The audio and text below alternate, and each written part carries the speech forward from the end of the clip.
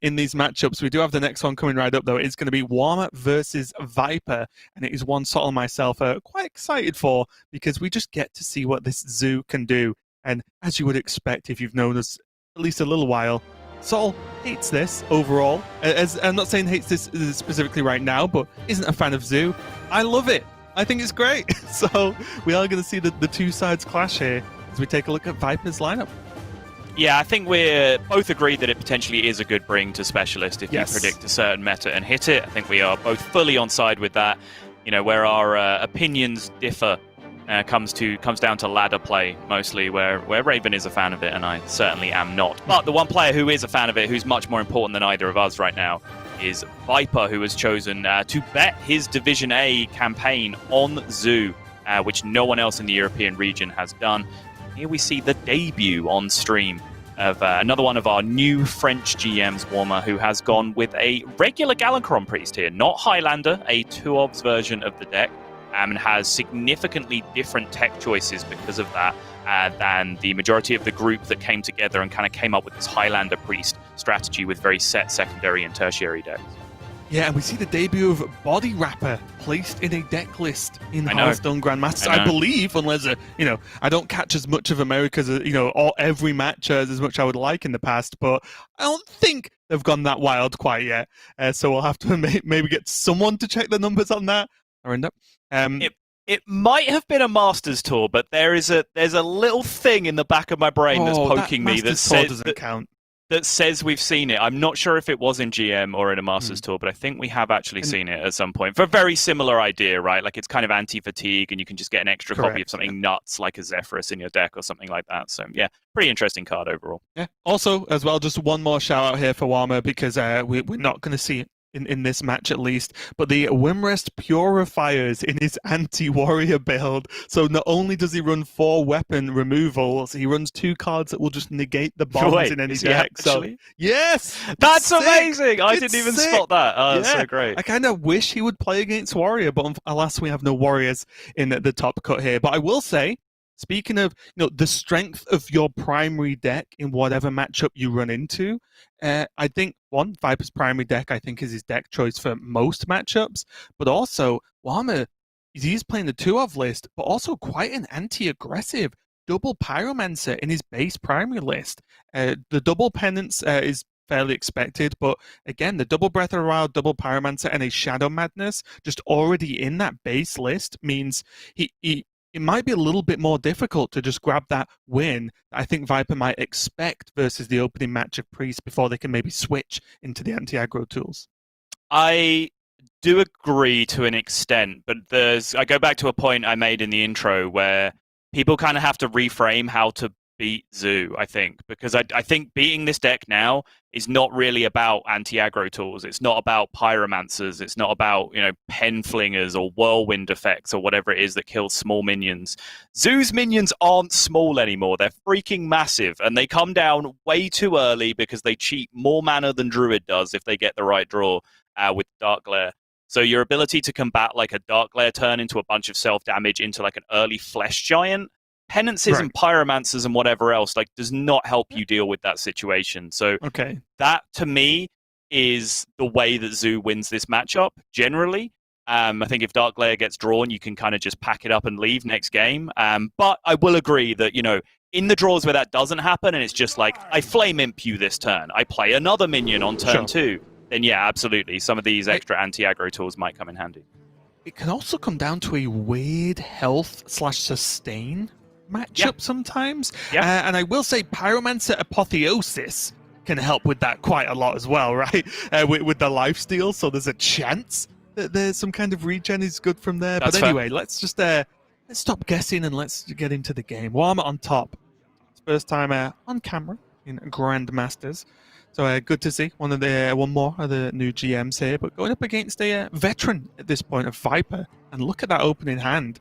The Matron, not so much, not so great, but the Tour Guide and Cult Neophyte seems pretty solid to me here from Viper. I would agree. Certainly one copy. of the tour guide, at least in my mind. I would listen to the school of thought that there are certain power cards in your deck that you should mulligan extremely aggressively for, particularly in this matchup. Wow, just double tour guide and no neophyte. Interesting. Yeah, so I was going to mention about the tour guide. What I like about this is whenever I play this zoo deck and I tour guide on one, I always sit there and go, is it actually correct to just press the hero power? Because obviously you can gain a lot from self-damage. But what this opening does of the keep of the double tour guide is mean he can play one and press hero power and still have the backup afterwards if he really wants, right? It doesn't mean he always has to play it on turn 2, but it means that there is a setup. I do, though, 100% appreciate that tour guide, if mulliganed, could just be a much better card. So, again, I'm still not sure how strong it is to always keep, but I do see the merit in keeping both. It could be anything. It could even be this Dark Glare that he mulliganed into anyway. It's true. And to be fair, I was kind of talking about a 2-keep there anyway with one tour guide Cult Neophyte, and Viper went the other way and was 2-keep anyway. So it's very much the same in terms of how many slots you dedicated to looking for the power cards. He clearly just doesn't value the Cult Neophyte, which I thought in my mind might have been effective here because of all of those early spells we were talking about, right? The addition of the penance and the penance and the breath of the infinite. Gain this turn? The problem with doing it on a turn like this is you have to trust your tap, right, to actually get you something to pay off all of the mana, because otherwise you just gain a million mana and don't have anything to spend it on. You always trust the taps. Now, in all seriousness, I do think it's probably one turn too early, but this is the thing, and I will say, and I think you'll agree, especially from testing, this zoo deck is very hard to pilot, at least in my opinion, because when we were testing, we were saying about 80 different plays that were changing as cards were being played as well, all at the same time. And so I think it's very hard to pilot. We are going to see a tap here from Viper dig a little bit deeper, and this second tour guide has sort of already unlocked the 0 mana tap for next turn, which means from Viper can potentially pop off with this Dark Glare. Yes. I think there was an alternative line as well where you didn't go all the way in, but you did just say, like, coin Dark Glare tap, and then just say, you can't kill my Dark Glare sometimes, and then I win the game. But I think against Warma's list in particular, that's probably a little bit riskier than it is against your average Highlander Priest. But here we go. If you haven't seen this happen before, you're about to be a little bit surprised. Each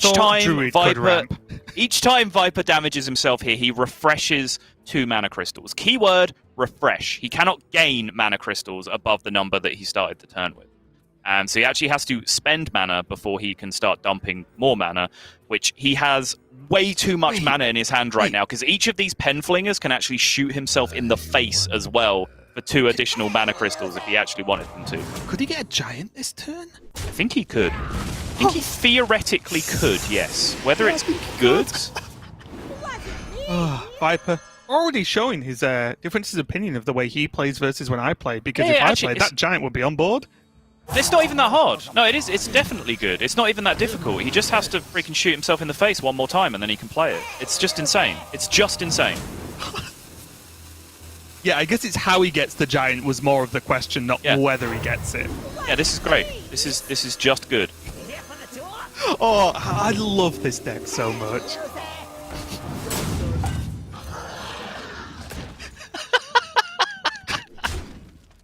Druid, eat your heart out. See what I mean? Like, ooh, Pyro Penance, Breath of the Infinite. Ooh, look at Mr. Anti-Aggro over here. I mean, Pyro Penance is actually not the worst turn I'd ever see this turn down. It's pretty good. Because the Dark Glare is the threat instead of the Giant, I think, right now. Well, have you noticed how big the Giant is, Raven? Right, but here we're making it... I was going to make a terrible comparison that would get me absolutely dunked on then, but I'll make it. People do beat a turn 3 Van Cleef, right? Even if it hits them once or twice. I know, spicy, eh? But you know what I mean, right? Turn Warma, 3 8/8 Van Cleef, beatable. If Warma just draws a Shadow Word Death next turn, right? It is a large amount of the problem solved. Whereas I do think that this turn, the Dark Glare is more of a priority than the giant. I must consider.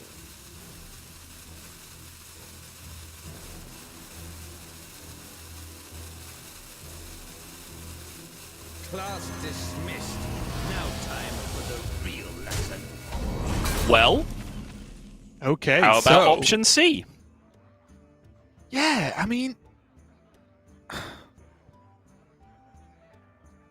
I think you have to like close your eyes and not really consider what that card does, and just see it as a 3/6 as to why Warma played it this turn. So many possibilities. Because it's just an awkward minion to deal with, and I think Warma says either Viper trades a lot of stuff into it, or the giant, which again soaks up a lot of damage, or he doesn't and he gets this 3/6 to start making value trades. My only worry is, like, Matron would just destroy him this turn. Even a Soulfire would be a big deal this turn. I don't know, I felt like that was maybe a little bit spicy, but maybe he's got the amount of health to just soak a full turn of damage from this board if he really needs to. It's all being awfully quiet and it's scaring you. It's fine. I think you actually saw on stream there as well. There's some momentary spectator issues, which I was experiencing as well. So I was just trying to get myself back into my own personal spectator feed before I carried on.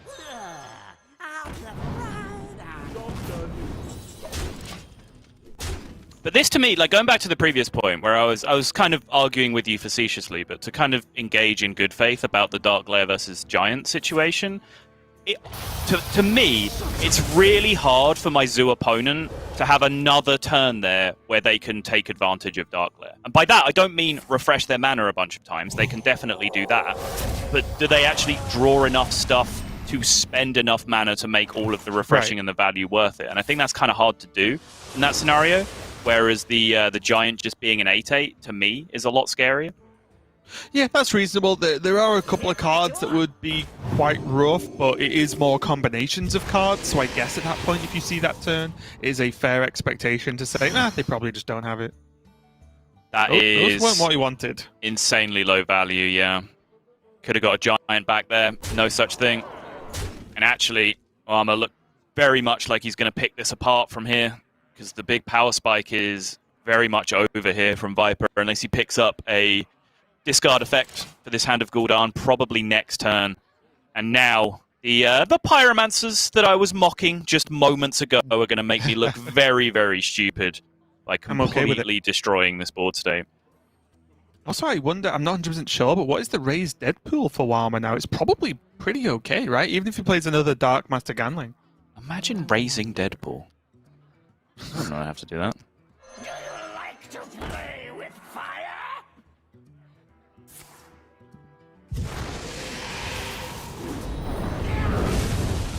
Yeah, I mean, again, just kind of forget about what the card does and just look at it as a 3/6 versus an empty Zoo board. I think that's the way I view this card right now.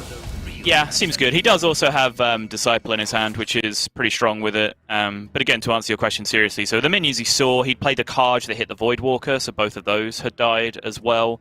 So it was a pretty decent pull overall. I think any of those options would have been totally fine for him there, but perhaps Disciple Karj were the best two, and then Gandling was marginally behind, so he hit two of the best three in that scenario. Pretty good. I will say as well, I just made up that card's name. I just called him Dark Master Gandling instead of Disciplinarian. Just Dark Master Gandling. That's a cool name! Sure. I mean, maybe if you're like 13 writing your first fantasy novel. Wait, that is literally you, isn't it? Yeah, no, okay, never mind. There you go, see? Perfectly fits. Yeah. It's going to be a nice soul fight here, though, for Viper. And again, although Viper's key problem right now is he's on relatively low health, Priest isn't really known for its high burst, and getting just this card draw going a little bit better could pay off for him here, especially with this Matron and Hand of Gul'dan to go again next turn. Or potentially this turn, no, he does whiff. He could have found more refreshes there to get himself back up to 4 this turn. Right. He would have given himself a shot. Yeah, flame him. Right now, he's just looking kind of dead. And this is my big problem. I have two big problems with the deck. Firstly, I don't necessarily believe in it if you don't draw Dark Glare. I just don't necessarily think the power is there to keep up with a lot of other stuff other decks are doing. Secondly, the moment your one big push is dealt with, you're just at like 6. Like, and your opponent's just like, oh great, I have 1 minion on board. I guess I have lethal. Like, it's such a glass cannon of a deck. Right. That really worries me. I definitely agree with that assessment, 100%. My question is, how often does your opponent actually deal with your big turn, right? Yep. Because, again, you start to look at, if there was a vulture turn instead of a giant, maybe, I know the turns would look slightly different, but then it would be a odd health kind of weird wide board, and like, can Priest deal with that? Maybe, maybe not. And then maybe you just never recover from that turn, and really it's just about how often your opponent can play that. So, yeah, I will agree with that assessment, though, 100%. You were just a burden. Viper gets to go again here. Oh, zero cost Flesh Giant. The second is enormous here. Oh, Neophyte even. Pretty bopping. I guess it's going into just because we're naming cards. I guess it goes into turn 8, so it's not actually locking out all that much from your opponent. And honestly, a side note, Spirit Jailer, pretty solid just to recover some of this health sometimes. I have been saved by a Spirit Jailer shuffling in the soul fragments now and again with this deck because, you know, 2s and, you know, bits of 2 health are effectively generating extra free life taps, which is a very big deal when you can see you do kind of just tap yourself down to almost nothing with this deck. Yeah. And interestingly, it's something that Viper does try and play around with his tertiary deck as well, where he introduces 2 Sun Fury Protectors into the deck in place of 1 Brittlebone Destroyer and 1 Disease Vulture, which obviously can give him some pretty significant defensive power in the late game if he needs it. I am beyond imagination. Yeah, This the invoked doesn't Galacron's a big hit deal.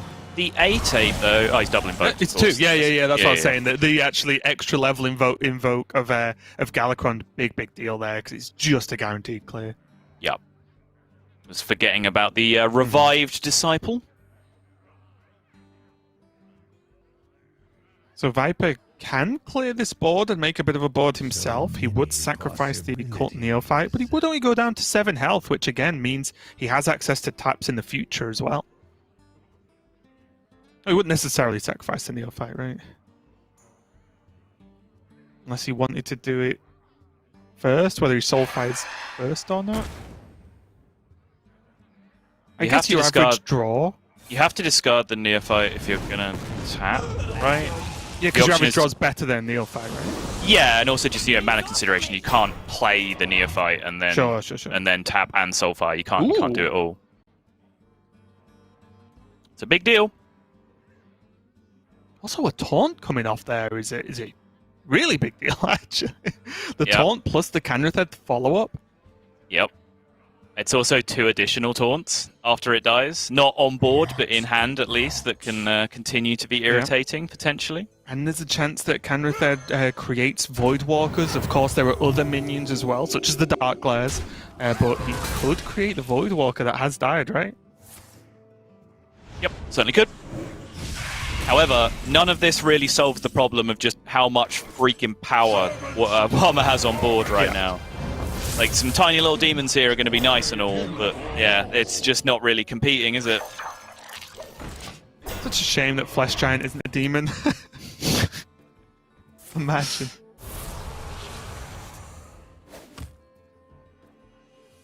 Oh, that's lethal. Or is it specifically... No, it's your hero's health changed, right? Yeah, it changes. So Penance, Brittlebone, face. Yep.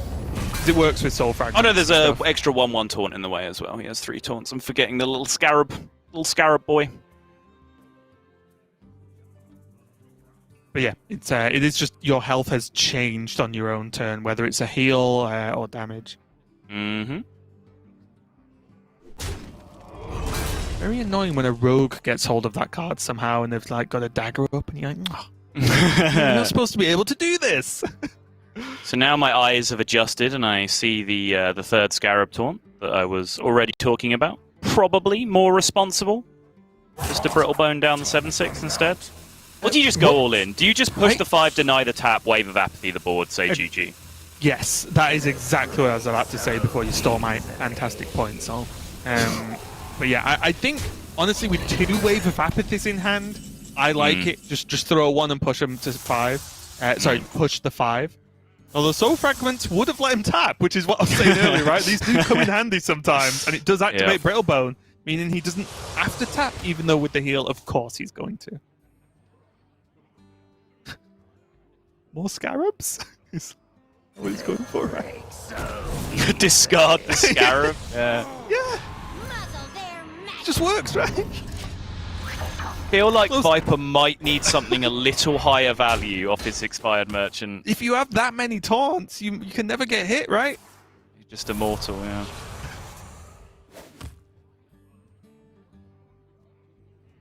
And now the funny time where... Oh, I guess it's not any spell, right? I was just wondering, does Warma actually weirdly want any spell but Wave of Apathy this turn? Would you trade first here? Or, like, obviously if you trade first, you steal a better minion on average. But stealing the worst minion gives you the opportunity to hit him for 7 this turn, which honestly seems pretty strong as well. Yeah. Armor chooses to trade. And funnily enough, I think if he killed the Canrathed previously, I can see this, again, making sense for what Warma wants to achieve, right? He clearly just says, I will outlast you no matter what. So he's doing that in the I'll say, safest way possible. Right. And there it is, game number 1. And that looked quite one-sided, Sol, if I'm going to be honest. There was obviously the big turn, Viper showing us what the Warlock can and should be trying to do, which is crush a lot of mana all the way down into one single turn, and then say to your opponent, well, can you deal with this? Because the game's not really designed that you should be able to deal with it.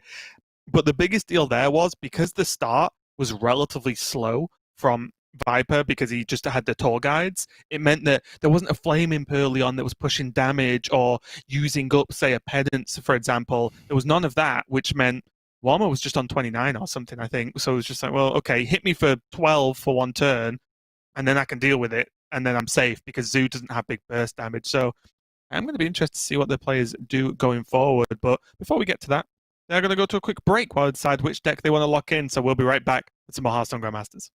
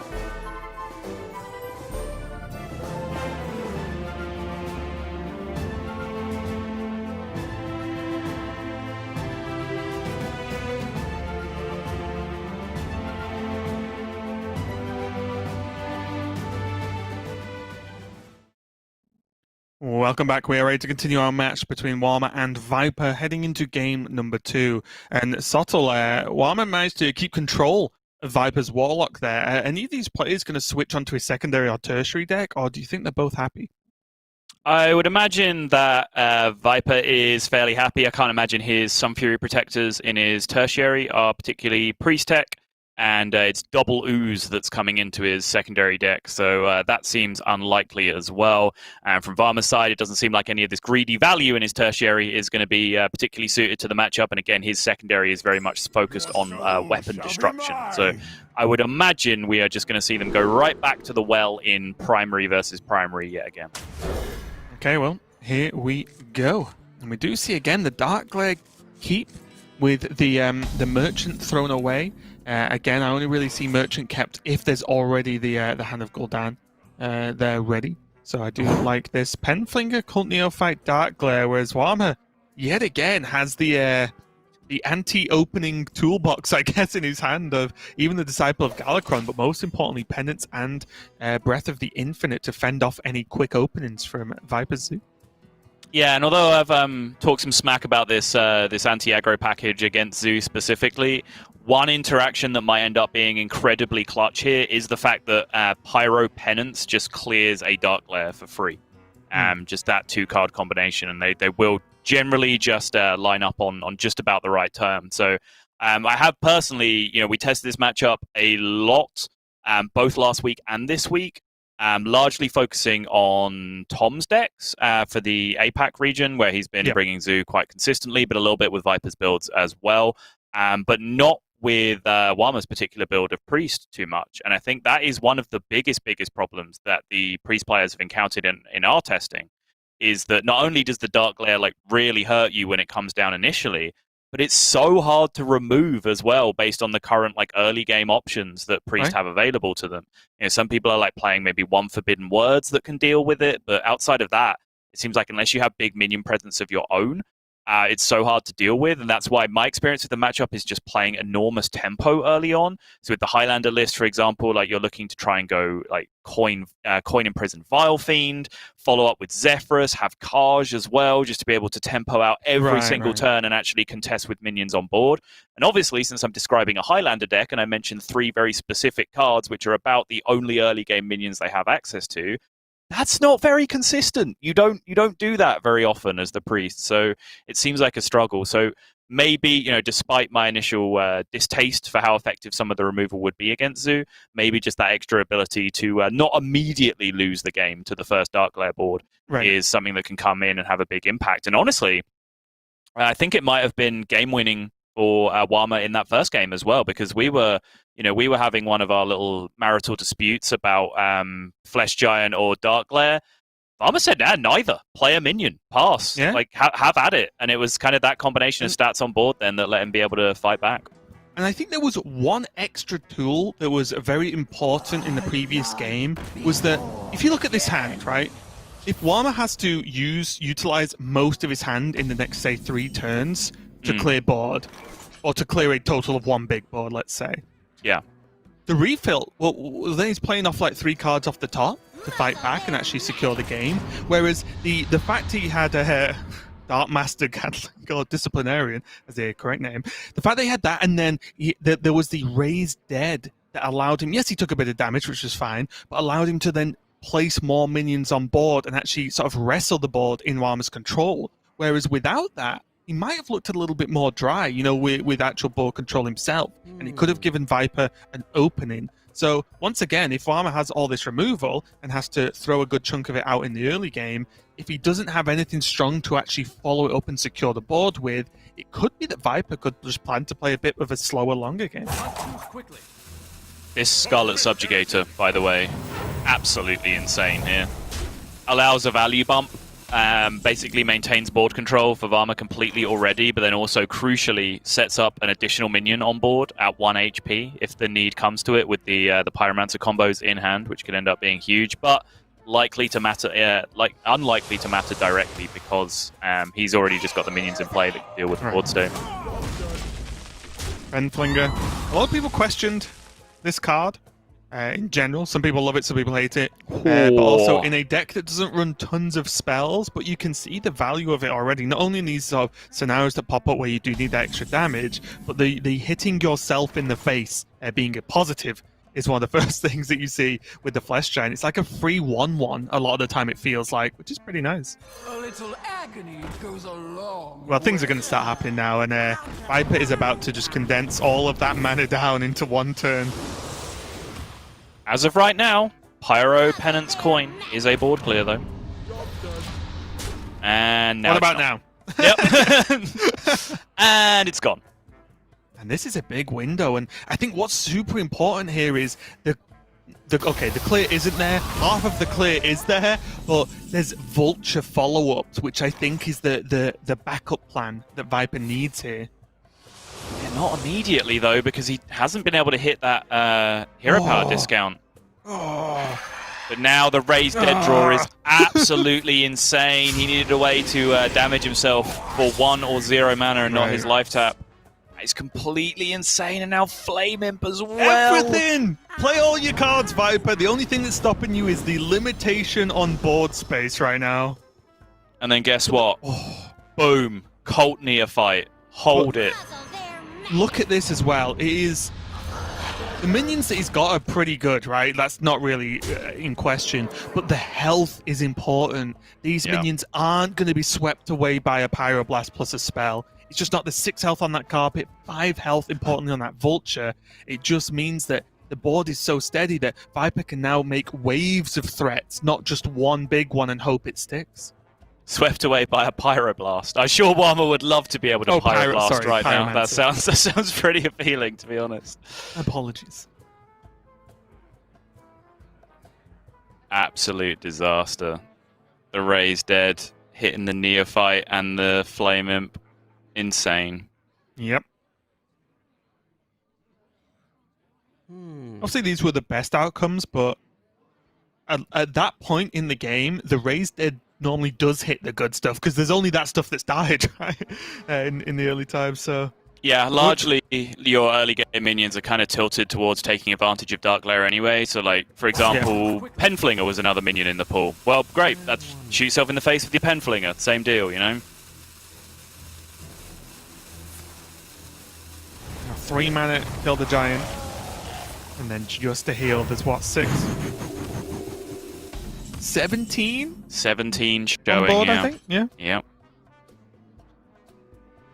But, crucially, he does have Pyro, Apo, Coin, Penance, or something similar to that on the following turn for a lot of AoE damage. So he essentially re-knows however much damage he takes here, which is enormous for him.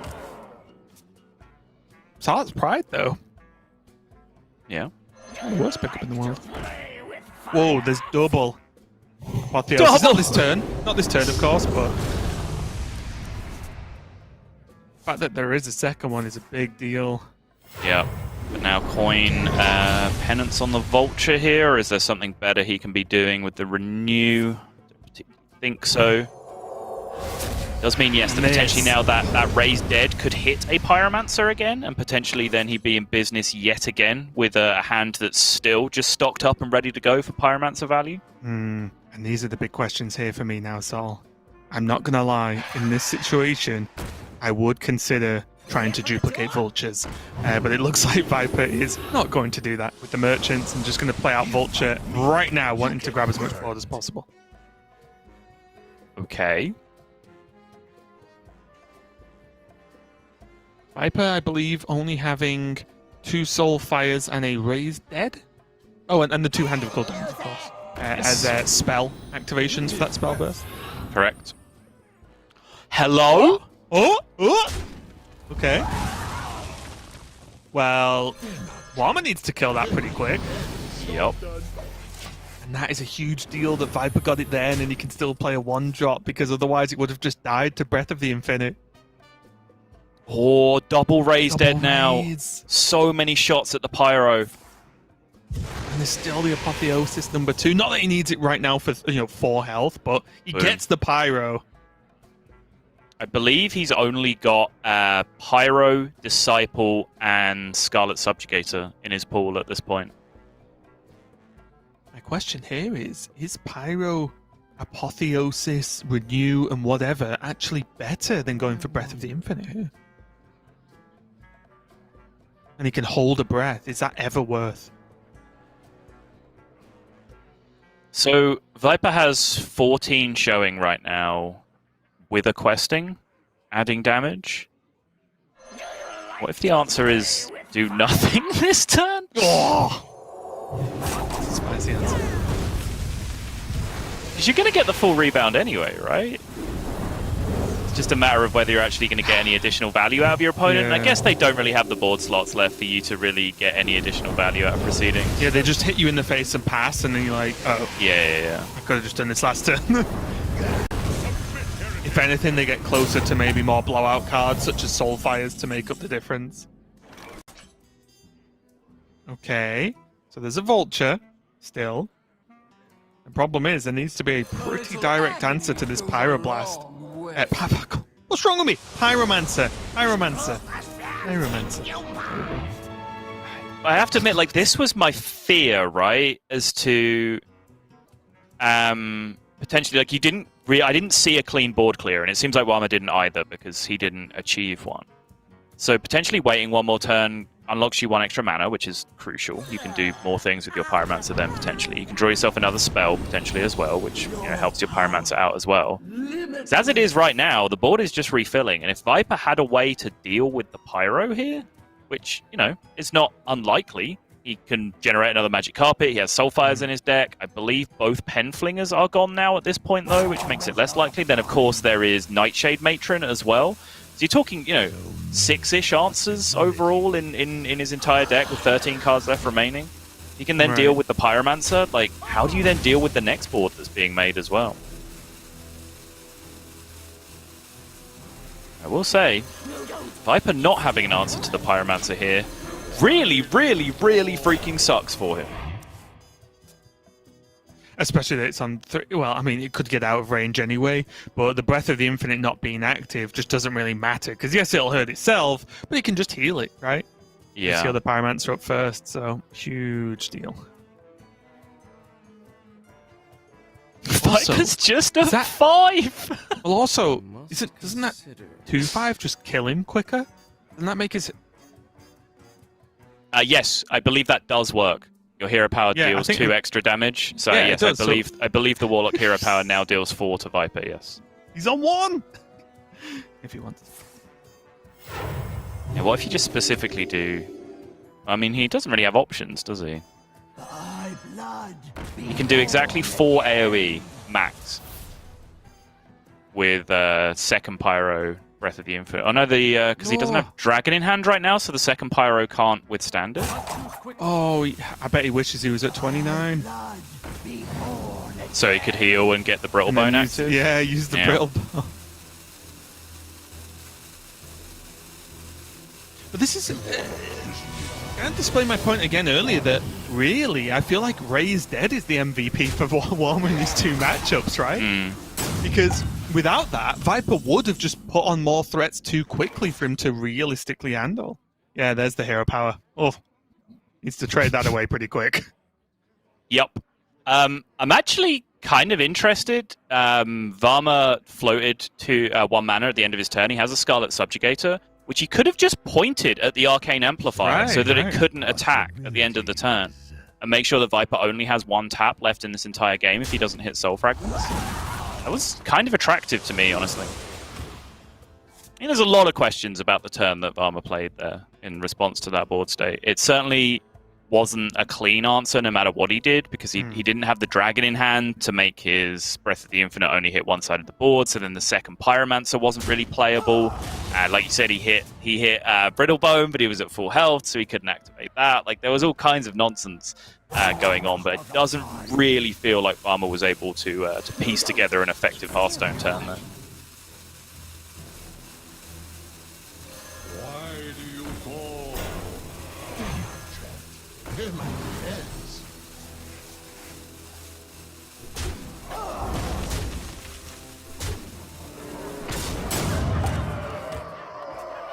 Nope. Okay. Oh! He has no way of knowing. Lethal! He has no way of knowing. I mean, I guess Lethal! he has some way of knowing. Actually, I take it back. He has some way of knowing. Does he? 5 mana floated, card in hand. I mean, there are board no- space no board- concerns. I know. Yeah, I know. yeah. But maybe there's a hint there. Must consider. Lethal! What an insane ending to the series it would be if he goes for it. I'm just straight off the 100% confident. Oh, yeah, it's always Soulfire. It's always Soulfire, yeah. Oh, imagine. The expired merchant has an expired merchant in it. I was just checking because obviously you can like kill the expired merchant to put guaranteed cards in your opponent's hand and then look at a mind render. But it's expired merchants, so that doesn't really seem to be helping you out too much.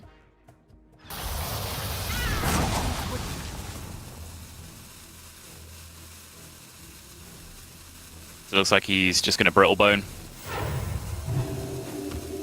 Yeah, Warma, funnily enough, just with the one spell from Lethal there, really, wasn't he?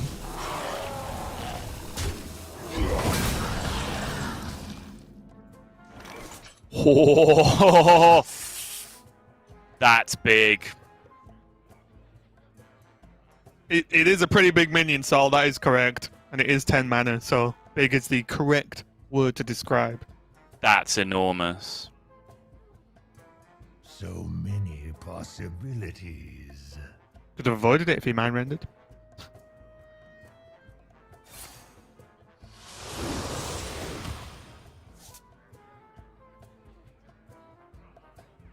Just gonna drop the prime down. It just has to be. It's way too clean. He absolutely needs an answer here. Oh, I mean, look at it. Look at it. It's absurd, right? This is potentially just game winning here out of nowhere for Viper. Now. Okay, real talk. Now. Is this just a sensible one? Oh. Now where- things are getting a little bit sketchy. Okay, here's my question. Because he can play out the whole of his hand, is there a reason to not mind render this turn? That is exactly what I was looking at, yeah. Like, because he can at play worst, everything you and then dump end some with of your mind render. opponent's cards? This is a free roll at lethal, essentially, from my perspective, right? Because he plays cleric, goes down to 6. He plays this, he goes down to 5. He plays mind render, he goes down to 2. If Soulfire's there, he wins the game. If it's not, no big deal. It turns out it's the win the game option. Yep, Warma gets the good news. The Soulfire there. There's the lean back and the nod. He knows what's up. That is going to be the game, and Warma takes down Viper Zoo 2-0 with his priest list, and both players clashing just their primary decks being good enough. But honestly, Warma just had the job done with some of the heavier amount of removal tools that he has in the 2-off priest, which is not something we've seen much this weekend. I think across most regions as well. I think most players are on the Highlander hype train, but Warma making it work. And now, with a heavy heart, I now resign myself to having to test this matchup even more in the coming weeks, because like, how can this keep happening? You know, almost everyone who's played a good chunk of the matchup, played a good chunk of Zoo, seems to believe that Zoo is favored against most priest lists. All of our testing seems to consolidate that as well. However, Viper rocks up to GM week number 3 and then loses to every single priest that he plays against up until this point. He still qualifies because he's winning all of the other matchups, which is a weird reversal of everything that I would expect to be happening, and I feel like we're absolutely in bizarro world right now. However, the one thing that we haven't potentially tested is, you know, Warma's build, where it has all of those extra options, and it's extremely spell-focused in the early game, and it has all of those Breath of the Infinites and penances and so on. And it has a bit of consistency that isn't available to the Highlander list as well. That's not really something that we've put too much time into either. So now I just foresee myself having to, you know, take 20 more beatings playing Priest against whoever gets to maniacally laugh while they draw Dark Lair every single game against. Yeah, that guy. If it helps, I'll just give our good mate Tom60229 a ring and just ask him what's up, because he seems to be doing pretty well with the Zoo on his end across multiple matchups. But for now, we are going to go to a quick break while we set up our winners match. So don't go anywhere, and we'll be back to continue our day of Hearthstone Grandmasters.